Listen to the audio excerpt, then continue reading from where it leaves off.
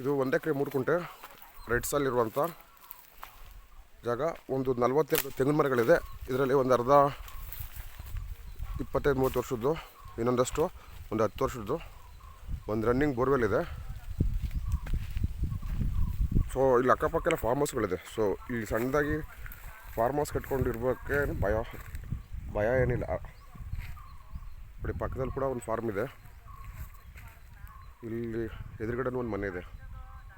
ಇದು ಪೈಪ್ಲೈನ್ಗೆ ಅಟ್ಯಾಚ್ ಆಗಿರುವಂಥದ್ದು. 1 ಎಕರೆ 3 ಕುಂಟೆ. ಆಮೇಲೆ ಒಂದು 15-20 ವರ್ಷ ವಯಸ್ಸಾಗಿರುವಂಥ ಟೀ ಗಿಡಗಳಿದ್ದಾವೆ ಒಂದು 10. ಇಲ್ಲಿಂದ ಒಂದು 300 ಮೀಟ್ರ್ ದೂರದಲ್ಲಿ ಊರಿದೆ. ಸೊ ಊರಿರೋದ್ರಿಂದ ಇದಕ್ಕೇನು ಸೇಫ್ಟಿಗೇನು ತಲೆ ಕೆಡಿಸ್ಕೊಳ್ಳಂಗಿಲ್ಲ. ಒಂದು ರನ್ನಿಂಗ್ ಬೋರ್ವೆಲ್ಲು, 1 TC ಇದೆ, ಫ್ರೀ ಕರೆಂಟು. ಇದು ಕೆಂಪು ಮಣ್ಣು. ಇಲ್ಲಿ ಅಕ್ಕಪಕ್ಕ ಎಲ್ಲ ನೋಡ್ಬೋದು.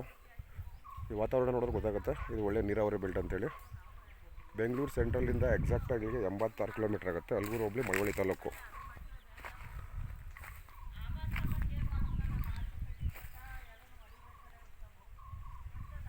ಸೊ ಇದಕ್ಕೆ ಇಲ್ಲಿಂದ ಎಂಟ್ರೆನ್ಸು.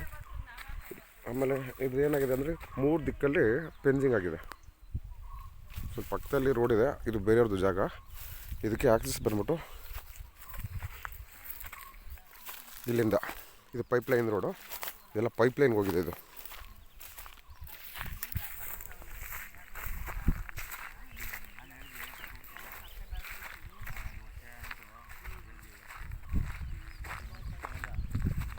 ಸೊ ಈ ಥರ ತಾರ್ ರೋಡಿಂದ ಈ ಥರ ಇಲ್ಲಿ ಒಂದು ಕಾರ್ನರಲ್ಲಿ ಆಕ್ಸೆಸ್ ಇದಕ್ಕೆ.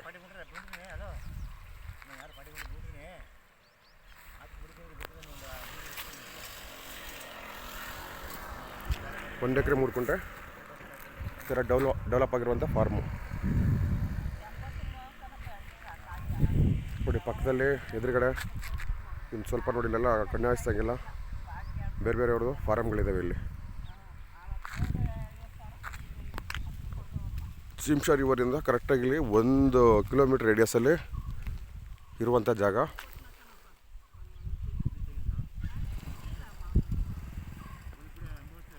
ಇಲ್ಲಿ ಪಕ್ಕದಲ್ಲೇ ಒಂದು 350-400 ಮೀಟರ್ ಊರಿದೆ.